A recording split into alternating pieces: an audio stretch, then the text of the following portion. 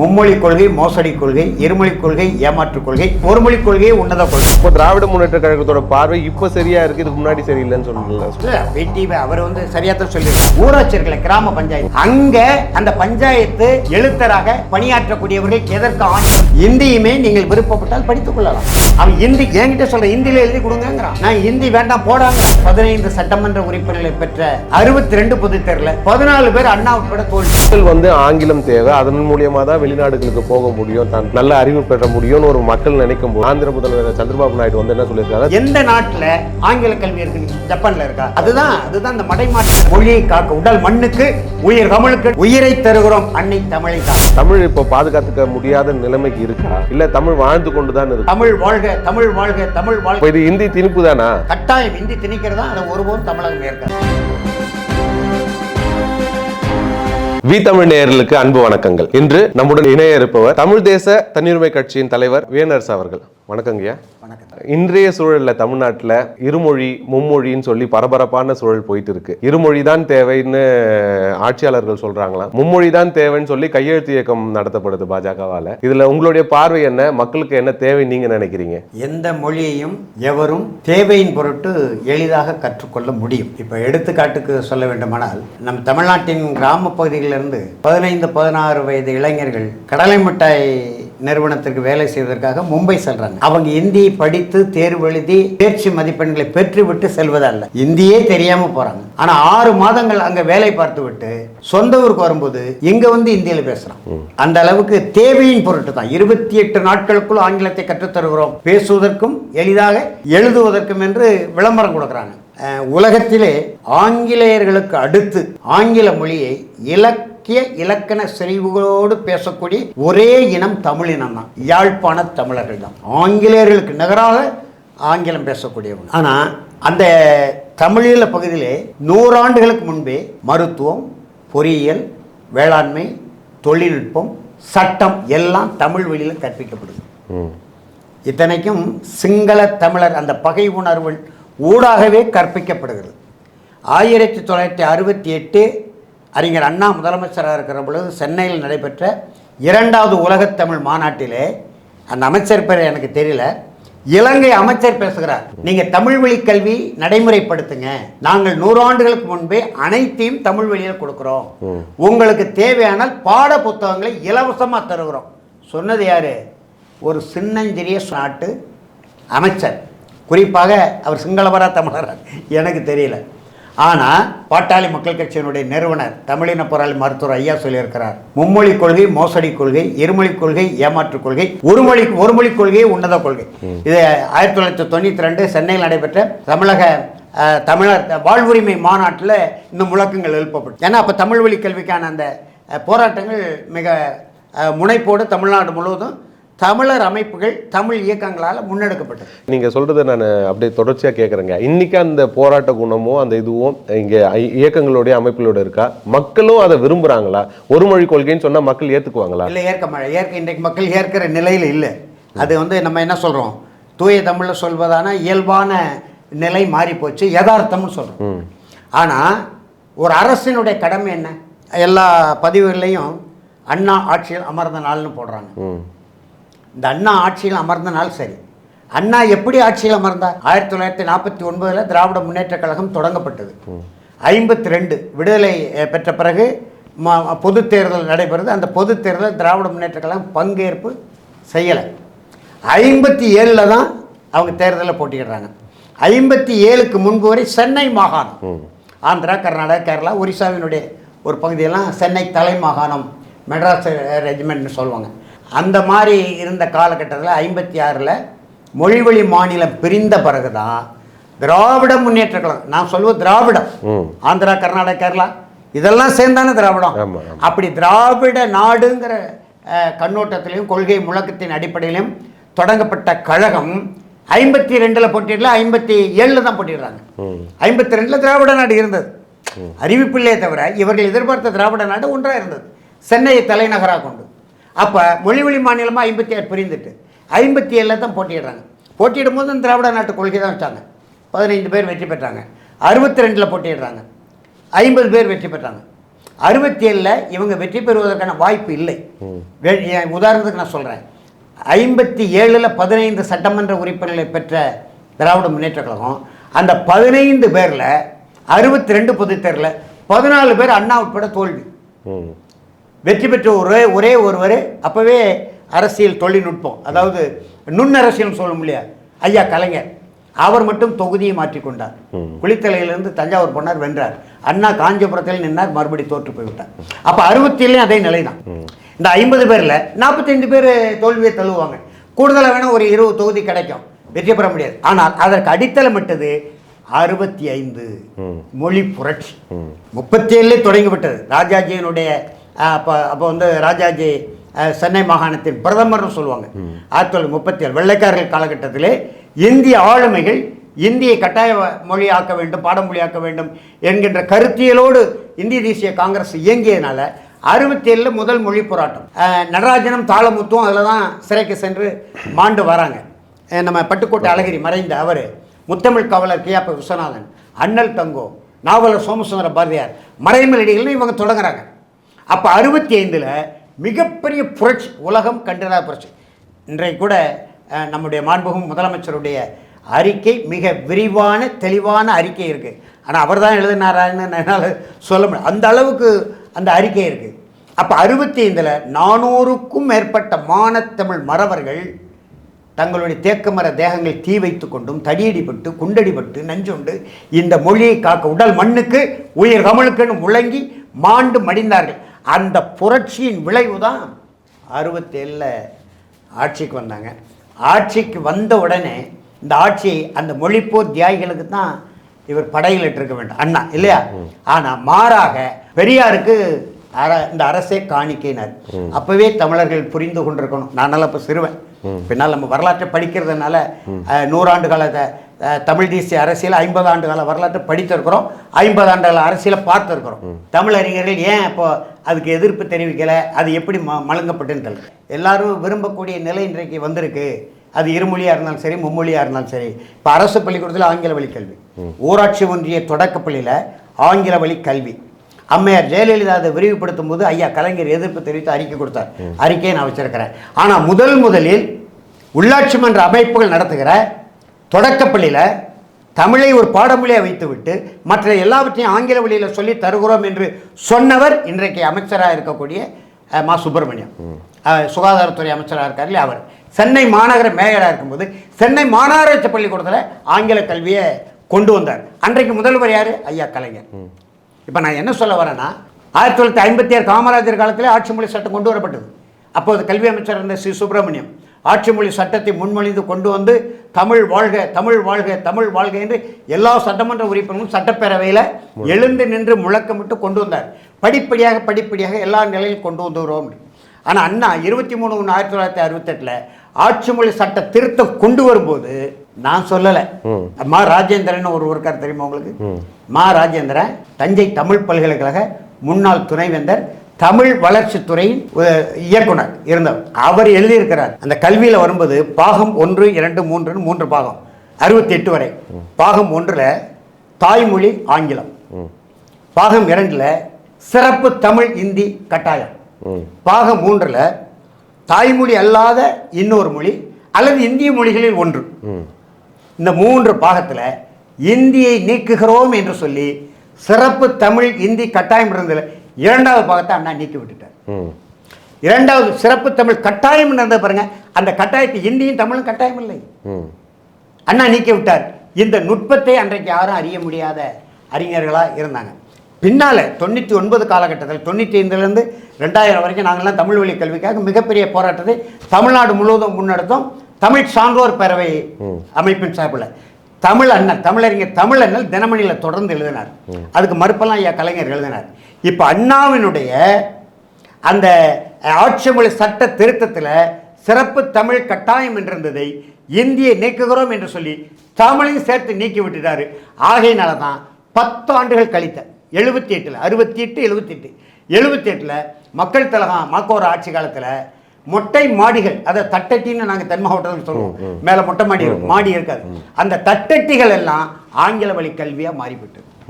சரி, அப்படிப்பட்ட நிலையில் 95 தமிழ் சான்றோர் பேரவை தொடங்கி தமிழ் அறிஞர்கள், தமிழ் அமைப்புகள், பேரவைகள், இயக்கங்கள் எல்லாம் சேர்ந்து ஒரு கூட்டமைப்பாக வைத்து உயிரை தருகிறோம் அன்னை தமிழை தான். மழலையர் பள்ளியிலிருந்து பல்கலைக்கழகம் வரை அண்ணா சொன்னதுதான் 5 ஆண்டுகளில் அப்போ மழலை பள்ளி கிடையாது, ஆங்கில பள்ளி 1 2 இருந்தது, அவ்வளோதான். அந்த கான்வென்ட்னு சொல்லுவாங்க, ஆங்கிலோ இந்தியர்கள் படிக்கிறது.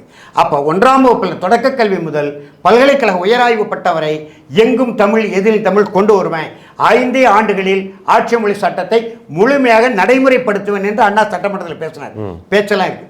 ஆனால் நாங்கள் 95 2000 வரை தமிழ் வழி கல்வியை கொண்டு வாங்கன்னு மிகப்பெரிய போராட்டத்தை முன்னெடுத்தோம். வள்ளுவர் கூட்டத்துக்கு முன்னால் 99 ஏப்ரல் மாதம் மிகப்பெரிய பட்டினி போராட்டம் தமிழ்நாடே திரும்பி பார்த்தது. மக்கள் அதுக்கு ஆதரவாக இருந்தாங்க. நாங்கள் தமிழ்நாடு முழுவதும் பரப்புரை செய்தோம். தமிழ் அண்ணல் நம்முடைய ஐயா அருணாசலம் போன்றவர்கள், அருகோ போன்றவர்கள் எல்லாம் பரப்புரை செய்தோம். மக்கள் ஆதரவாக இருந்தாங்க. ஆனால் ஐயா கலைஞர் உடனே எங்கள்கிட்ட பேச்சுவார்த்தை நடத்தி நீதியரசர் சா மோகன் தலைமையில் ஒரு ஆணையம் அமைக்கிறேன், அந்த ஆணையத்தின் கருத்தை கேட்டு தமிழ் வழிக்கு ஏற்கனவே நம்முடைய ஊராட்சி ஒன்றிய தொடக்க பள்ளிகளில் கிட்டத்தட்ட 38,000 தொடக்க அரசு பள்ளிகள்லையும் அரசு உதவி பெறும் பள்ளிகள்லையும் தமிழ் வழியில் தான் இருக்குது. தனியார் பள்ளிகளில் தான் இல்லை. தனியார் பள்ளிகளில் ஆங்கிலத்தை ஒரு மொழிப்பாடகம் வைத்துக்கொண்டு எல்லாவற்றையும் தமிழ் சொல்லிக் கொடுக்க நம்ம சட்டம் கொண்டு வருவோம், அந்த ஆணையம் அறிக்கை கொடுக்கட்டும் என்று ஒரு ஆணையம் போட்டார்.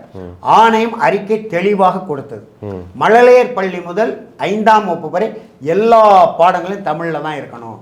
5ஆம் வகுப்புக்கு மேலே ஆங்கிலத்தை ஒரு மொழி பாடமாக வைத்துக் கொள்ளலாம், தனியாகவும் படித்துக் கொள்ளலாம், எந்த மொழியும் படித்துக் கொள்ளலாம் என்று அழகாக ஒரு அறிக்கை கொடுத்தது. சட்டம் இயற்ற வேண்டும். ஆணையத்தினுடைய நீதியரசர் சா மோகனுடைய அறிக்கை சட்டம் இயற்ற வேண்டும் என்று பரிந்துரை செய்தது. இப்போ இங்கே தாங்க எனக்கு ஒரு கேள்வி. நீங்கள் வரலாறு எல்லாம் சிறப்பாக தான் நீங்கள் சொல்லியிருக்கீங்க. ஆனால் இன்னைக்கு இருக்கிற மக்களுடைய மனநிலையும் தேவைக்கேற்ப அரசு செயல்பட வேண்டிய தேவை இருக்குன்னு நினைக்கிறாங்க. அப்போது மக்கள் ஆங்கிலம் தேவை, அதன் மூலியமாக தான் வெளிநாடுகளுக்கு போக முடியும், தன் குழந்தைகள் வெளிநாடுக்கு போக முடியும், நல்ல அறிவு பெற முடியும்னு ஒரு மக்கள் நினைக்கும் பொழுது அரசாங்கம் அதை செய்ய வேண்டிய கடமை இருக்குல்ல. ஒன்று. இரண்டாவது, ஆந்திர முதல்வர் சந்திரபாபு நாயுடு என்ன சொல்லியிருக்காங்க, தமிழ்நாட்டில் இருக்கவங்க தான் கூகுள் சிஇஓ வந்திருக்காங்க, அமெரிக்காவுக்கு போய் செயல்படுறாங்கன்னு சொல்றாங்க. இந்தியா முழுவதும் நம்மளுடைய இருமொழி கொள்கையை நாங்க பின்பற்றாது விட்டோம், தமிழ்நாடு தான் இன்னும் நிக்குதுன்னு சொல்றாங்கல்ல. இப்போ வரலாறு நெடுகளும் அவங்க விட்ட பிழைகள் எல்லாம் தமிழ்நாடு விடாம இது பாதுகாத்து வச்சிருக்காங்கன்னு தானே சொல்ல வராங்க. அப்படி நம்ம புரிஞ்சுக்கலாமா? இல்ல நீங்க இதுவும் கூட பிழைதான் நீங்க நினைக்கிறீங்களா? இல்ல, நம்ம என்ன சொல்றோம், அந்த அரசாணை அவர் சட்டம் இயற்ற வேண்டும் என்று பரிந்துரை செய்த நீதியரசர் சா மோகன் அறிக்கையில் இவர் சட்டம் இயற்றாமல் அரசாணை போட்டார், ஜீவோ போட்டார். பிடி அரசகுமார் இன்றைக்கு திராவிட முன்னேற்ற கழகத்தில் இருக்கார்.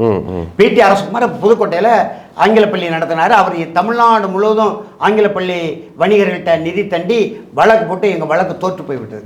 உச்சநீதிமன்றத்தில் பெயருக்காக தமிழ்நாடு அரசு கலைஞரியா மேல்முறையீடு செய்தாங்க. அந்த வழக்கு என்ன ஆனதுன்னு இன்றைய வரைக்கும் தெரியல. நீங்க சொல்றது போல இப்ப ஆங்கிலம் கூடாதுன்னு நம்ம சொல்லலை. ஆங்கிலத்தை 28 நாட்களுக்குள்ள ஆங்கிலம் கற்க முடியும், பேசவும் எழுதவும். அப்படி இருக்கும்போது ஆங்கிலம் கூடாது என்று நான் சொல்லலை. இந்தியுமே நீங்கள் விருப்பப்பட்டால் படித்துக் கொள்ளலாம்.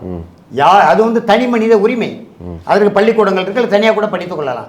ஆனா என் தாய்மொழியை நீங்க ஏன் மறுக்கிறீங்கன்னு நாங்கள் சொல்றோம். உலகம் முழுவதும் தாய்மொழி அறிஞர்கள், கல்வி அறிஞர்கள் தாய்மொழியில்தான் கல்வி இருக்க வேண்டும் என்று சொல்றாங்களா இல்லையா? இப்ப எந்த நாட்டில் ஆங்கில கல்வி இருக்கு? நீங்க ஜப்பான்ல இருக்கா சொல்லுங்க. ஜப்பான்ல ஆங்கில கல்வி இருக்கா? ரஷ்யாவில் இருக்கா?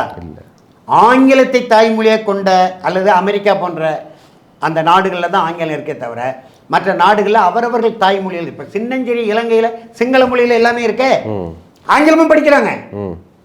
சின்னஞ்சிறிய இலங்கை நாடு பக்கத்தில் இருக்கு. நான் இலங்கை உதாரணம் கட்டுறேன்.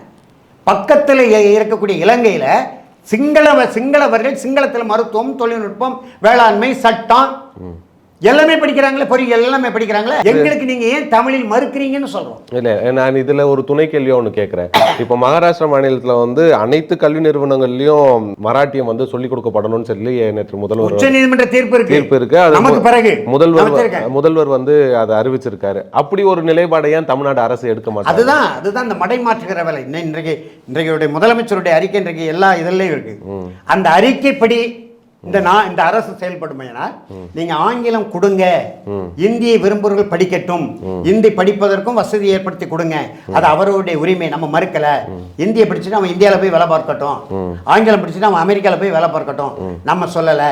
என்னுடைய ஊராட்சி ஒன்றியத்தில், ஒன்றியம் கூட வேண்டாம், ஊராட்சி இருக்கல, கிராம பஞ்சாயத்து, அங்க அந்த பஞ்சாயத்து எழுத்தராக பணியாற்றக்கூடியவர்களுக்கு எதற்கு ஆங்கிலம் என்பது என்னுடைய கேள்வி. பேரூராட்சி இருக்கு, அந்த பேரூராட்சியில பணியாற்றக்கூடியவர்களுக்கு எதற்கு ஆங்கிலம், இந்தி? அவன் அந்த பேரூராட்சியில் பணியாற்றி கொண்டே ஆங்கிலத்தை படிக்கட்டும், தேர்ச்சி பெறட்டும், வெளிநாட்டுக்கு போகட்டும். சரி, இன்றைக்கு 40 லட்சம் மாணவர்கள் தேர்வு எழுதுறாங்க, ஒரு குத்து மதிப்போ கணக்கு. எத்தனை லட்சம் மாணவர்கள் வெளிநாட்டுக்கு போவாங்க?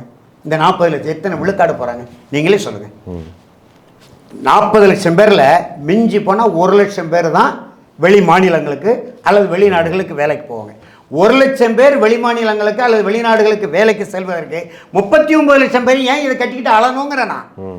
நான் தமிழன், தமிழ் மண்ணு மீது இங்க பன்னாட்டு நிறுவனங்களுக்கு வேலை செய்யவும் கூட நம்மளுக்கு ஆங்கில மொழி வந்து, பன்னாட்டு நிறுவனங்களுக்கு எதுக்கு ஆங்கில மொழி? இப்ப நீங்க சாஃப்ட்வேர் கம்பெனி சொல்லலாம், கால் சென்டர் சொல்லலாம், இன்னைக்கு சர்வீஸ் செக்டார்ல தமிழ்நாடு வந்து வளர்ந்துருக்கு, பன்னாட்டு நிறுவனங்கள் வந்து உங்க உற்பத்தியை தொடங்குறாங்க. அப்போ அப்படி தொழில் வளர்ச்சி இருக்கக்கூடிய இடங்கள் தொடர்வண்டித்துறை பொதுத்துறை நிறுவனம் தானே. இந்திய தொடர்வண்டித்துறை, இந்திக்காரன் வந்து என் ஊர்ல வேலை பார்க்கறான். இன்றைக்கு என் சொந்த ஊரில், நேற்று கூட நான் தக்கல்ல முந்தா நாள் சீட்டு பதிவு பண்ண போகிறேன், இந்திக்காரன் இருக்கான். அவனுக்கு ஆங்கிலமும் தெரியாம இருக்குது, தமிழும் தெரியல. அவன் ஹிந்தி என்கிட்ட சொல்கிறேன், ஹிந்தியில் எழுதி கொடுங்கங்கிறான். நான் ஹிந்தி வேண்டாம் போடாங்கிறேன். சண்டை வந்துடுச்சு. அதுக்கப்புறம் இன்னொரு பக்கத்தில் இருக்கிறது ஆங்கிலத்தில் எழுதி சீட்டு பதிவு பண்ணி தர்றாரு. அப்போ நீங்கள் தமிழ்நாட்டுக்குள்ள வரும்போது தமிழை படித்து விட்டு வரணும்னு சொல்லணும்ல? இல்லை, உண்மை அதை தான் பிடிஆர் அவர்கள், திமுக சேர்ந்த பிடிஆர் அவர் வந்து சொல்லியிருக்காரு. நாங்கள் 3 மொழி படிக்க சொல்கிறீங்க, 2 மொழி படிச்சுட்டு இருக்கோம், அவங்கள 1 மொழி 2 மொழி படிக்க சொல்லுங்கள், 1 மொழியோடு வராங்களே, எங்களுக்கு எதுக்கு திணிக்கிறேன்? அப்போ திராவிட முன்னேற்ற கழகத்தோட பார்வை இப்போ சரியா இருக்குது, இதுக்கு முன்னாடி சரியில்லைன்னு சொல்லலாமா? இல்லை, பிடி அவர் வந்து சரியாக தான் சொல்லியிருக்காரு. அவருடைய குற்றல் நம்ம பிழை பார்க்க முடியாது. இந்தி பேசக்கூடிய மாநிலங்கள் எல்லாம் ஒரு மொழி கொள்கை தான். நம்ம இப்போ இந்திய அரசுக்கு சொல்கிறோம், தமிழே வேண்டாம், கன்னடத்தை படிக்க சொல்லுங்க, மலையாளத்தை படிக்க சொல்லுங்க, இந்திய மொழிகள் தானே, மராட்டி படிக்க சொல்லுங்க. இப்ப நான் சொன்னேன், நீதியரசர் மோகன் அறிக்கை உச்ச நீதிமன்றத்தில் வழக்கப்பட்ட அந்த வழக்கு என்னன்னு தெரியல. ஆனா அதற்கு பிறகு மராட்டிய மாநிலத்தில் அப்படி ஒரு சிக்கல் வந்து உச்ச நீதிமன்றத்தில் மேல்முறையீடு செய்து மராட்டிய மாநில அரசு நல்ல தீர்ப்பை வாங்கியது. மராட்டி மொழி தான், நீ ஆங்கிலத்தை துணை மொழியை வச்சுக்க, இந்திய துணை மொழியை வச்சுக்க, வேற எந்த மொழி வேண்டுமானு நீ படித்துக் கொள்ளுங்க, அது அவனுடைய அறிவு, ஆற்றல், விருப்பம், உரிமைன்னு போயிடுது. ஆனால் மராட்டி பெரும்பான்மையான மக்கள் மராட்டி மொழி பேசும்போது மராட்டி மொழி தான் இங்கே கல்வி மொழியாக இருக்கணும், ஆட்சி மொழியாக இருக்கணும், நீதிமொழியாக இருக்கணும். நீங்கள் எதற்குங்க சென்னை உயர்நீதிமன்றம், மெட்ராஸ் ஹைகோர்ட்டு அந்த பேரை மாற்ற சட்டமன்றத்தில் தீர்மானம் கொண்டு வந்தோம்? முடிந்ததா நமக்கு? தமிழ்நாடு இப்போ கேரளாவில் கேரளா உயர்நீதிமன்றம், ஆந்திராவில் ஆந்திர உயர்நீதிமன்றம், கர்நாடகத்தில் கர்நாடக உயர்நீதிமன்றம், தமிழ்நாட்டிலே மெட்ராஸ் ஹைகோர்ட்டுன்னு இருக்கு. தமிழ்நாடு உயர்நீதிமன்றம் தான் இருக்கணும். மெட்ராஸ் ஹைகோர்ட்டு மதுரை கிளைன்னு எழுதி வச்சிருக்கான் இல்லையா? இப்போ ஆட்சி மொழி சட்டம் இருக்கு. அந்த சட்டத்தின்படி கடை வீதிகள், அதாவது பொது நிறுவனங்கள், கடை வீதிகள், வந்து தொழில் நிறுவனங்கள் எல்லாமே வீதியில் எழுதும்போது தமிழில் தான் எழுதணும். 12 அங்குலம், 1 அடி உயரத்தில் தமிழ் எழுதுனா 8 அங்குல உயரத்தில் ஆங்கிலத்தில் எழுதி கொள்ளலாம். 4 அங்குல அளவில் எந்த மொழியில் வேண்டுமானாலும் எழுதி கொள்ளலாம். அரசாணை வச்சிருக்கிறேன், 3 அரசாணை இருக்கு. 2017 தமிழ்நாடு உயர்நீதிமன்றத்தின் மதுரை கிளையில் நீதி பேராணையை நாங்கள் வாங்கி வச்சிருக்கிறோம். நீங்கள் இப்போ ஒன்றும் இல்லை தம்பி, இப்போ அண்ணா இருந்து அரசியல் செய்த இடம் இது தமிழ்நாட்டில், சென்னையில் தேனாம்பேட்டை. அதற்கு பேர் என்ன? அன்பகம். இன்றைக்கு அந்த அன்பகம் யாருடைய அரசியல்கள் இருக்கு? நம்முடைய தம்பி மாண்புமிகு உதயநிதி ஸ்டாலின் கட்டுப்பாட்டில் இருக்கு. அவர் இளைஞரணி செயலாளர் இல்லையா? அந்த அன்பகத்துக்கு பக்கத்தில் தமிழ் எங்கேன்னு நான் கேட்குறேன். அன்பகத்துக்கு முன்னால் ஐயா கலைஞர் ஒரு சிலை வச்சிருக்காரு, கண்ணகி சிலை. அந்த கண்ணகி சிலை இப்படி ஒற்றை விரல் சுற்றி கொண்டிருக்கு. அந்த திசை நோக்கி பாருங்க, அங்கே இந்திய ஒன்றிய அரசின் அலுவலகம். தமிழ் இல்லை, இந்திய ஆங்கிலம் இருக்கு. அங்கெல்லாம் போய் நீங்க இந்திய அழிக்கணும். தமிழ்நாடு அரசு ஆணைப்படி பெயர் பலகைகள் தமிழில் தான் இருக்கணும். தமிழில் முதல் இருக்கட்டும், எந்த மொழியில் நீ வைத்துக் கொள்ளுங்க, உனக்கு உரிமை கொடுத்துருக்கணும். அதையே மாற்ற முடியல. சாஸ்திரி பவனை பாருங்க, தமிழ் இருக்காங்க, அது அலுவலகம் எங்க இருக்கு? தமிழ்நாட்டின் தலைநகர் சென்னையில் இருக்கு. அப்போ சென்னையில் வாழக்கூடிய கிட்டத்தட்ட சென்னையில் மட்டும் ஒரு 65 விழுக்காடு தமிழர்கள் இருப்பாங்க, மற்றவங்க பிற மொழியாளர் இருப்பாங்க, நம்ம மறுக்கலை. ஆனால் தமிழில் அங்கே எங்கே பெயர் பலகை? அந்த பெயர் பலகையில் கூட உங்களுடைய அரசாணையை 100க்கு 100 செயல்படுத்த முடியும். நீங்களே நம்ம அப்படின்னு 3 எழுத்து தமிழ் எழுதிட்டு சென்னைன்னு ஆங்கிலத்தில் எழுதுறீங்க. இப்போ நான் தூத்துக்குடி எல்லாம் போற மாத்திட்டேன், உங்களுக்கு தெரியுமா? நம்மன்னு போட்டு கிதாஜீவன், நம்மன்னு போட்டு கனிமொழி நாடாளுமன்ற உறுப்பினர், நம்மன்னு 3 எழுத்து போட்டு தூத்துக்குடின்னு ஆங்கிலத்தில் எழுதிட்டாங்க பெருசா. அந்த எழுத்தப்புறம் தனி மனிதனை போராடி நான் மாற்றிருக்கேன். உங்களுக்கு படம் காட்டவா? நம்மன்னு இருக்கும், தூத்துக்குடி தமிழ் இருக்கும். அதே போல் நெல்லையில் எழுத போனாங்க, தொடர்ந்து போராட்டம் நடத்திட்டு இருக்கேன்.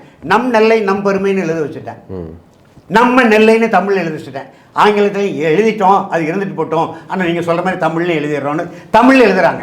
மாநகராட்சி கட்டடங்களில் கிட்டத்தட்ட 95 விழுக்காடு தனி மனிதனாக இருந்து போராடி 3 ஆண்டு காலமாக பாளையங்கோட்டை பேருந்து நிலையத்தை முதலமைச்சர் இங்கேருந்து திறந்து வச்சார். நம்ம ஐயா தான், மாண்பு மு.க. ஸ்டாலின் அவர்கள். அப்போவே நான் கிளர்ச்சி செய்து இப்போ மாநகராட்சி கட்டடங்களில் 95 விழுக்காடு ஆட்சி மொழி சட்ட அரசாணைகளை நடைமுறைப்படுத்த நான் வச்சிருக்கிறேன். தன்னந்தனியாக போராடி 10 பேரை சேர்த்துக்கிட்டு என்னை கூப்பிட்டாலும் நீங்கள் பாராட்டணும். ஆனால் மக்களுடைய மக்கள் இந்த விருப்பத்துக்கு மக்களை தள்ளியது யார்? இப்போ நான் கேட்குறேன், பெருந்தலைவர் காமராஜர் எந்த ஆங்கில பள்ளிக்கூடத்தில் படித்தார்? இந்த நாட்டின் முதலமைச்சர், தலைச்சிறந்த முதலமைச்சரா இல்லையா? உண்மைதான் இல்லையா? அண்ணா வேணா ஆங்கிலம், அண்ணாவும் தமிழ் வழி கல்வியில் தான் படித்தாங்க. அண்ணாவுக்கு பிறகு எல்லா அமைச்சர்களும் மக்கள் திலகமாக வர எம்ஜிஆர் எந்த ஆங்கில பள்ளிக்கூடத்தில் படித்தார்? கலை உலகத்தில் கொடிகட்டி பறந்தார, முடிசுலா மன்னனா திகழ்ந்தார் இல்லையா? இல்லையா? எவ்வளோ பெரிய புகழ்பெற்ற மனிதர் வந்தார், ஆங்கிலம் படித்தாரா? இல்லையே. இப்போ அம்மையார் ஜெயலலிதா ஆங்கிலம் படித்தாங்க, ஆங்கில கல்வி கட்டுறாங்க.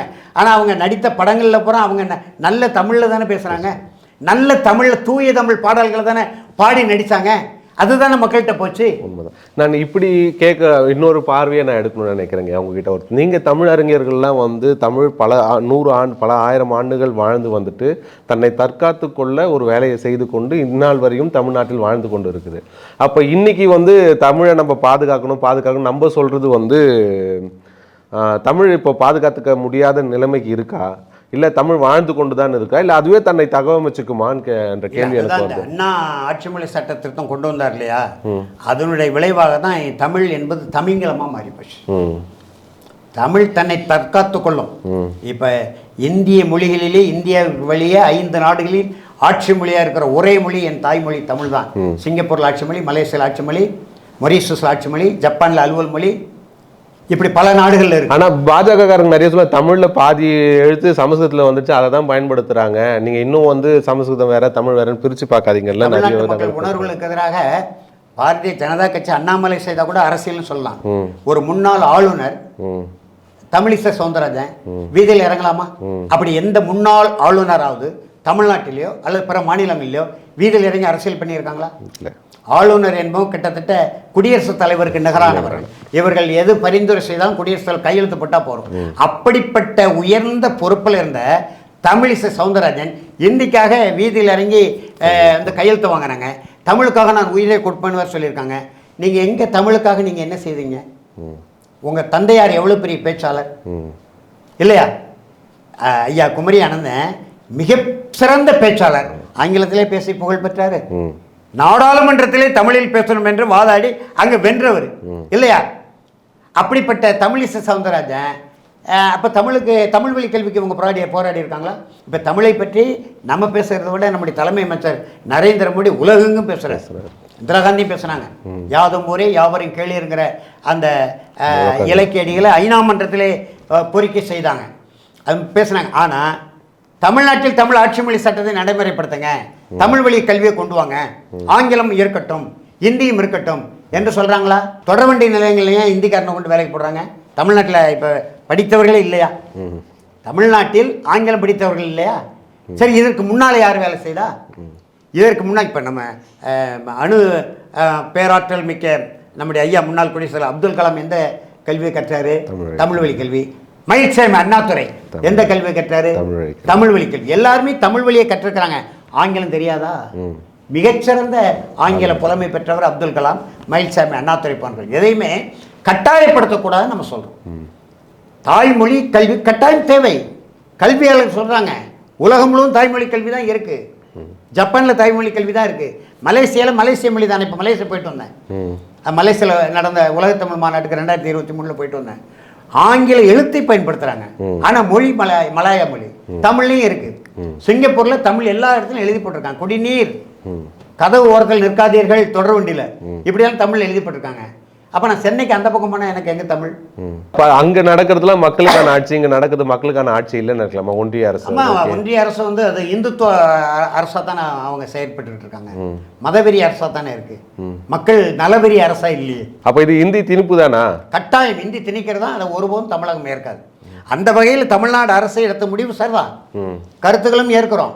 ஆனால் தமிழை நீங்கள் ஏன் நம்மன்னு 3 எழுத்து தமிழ் எழுதி ஆங்கிலத்தில் எழுதி தமிழை ஏன் தமிழ்ல மொழியாக மாற்றுறீங்க?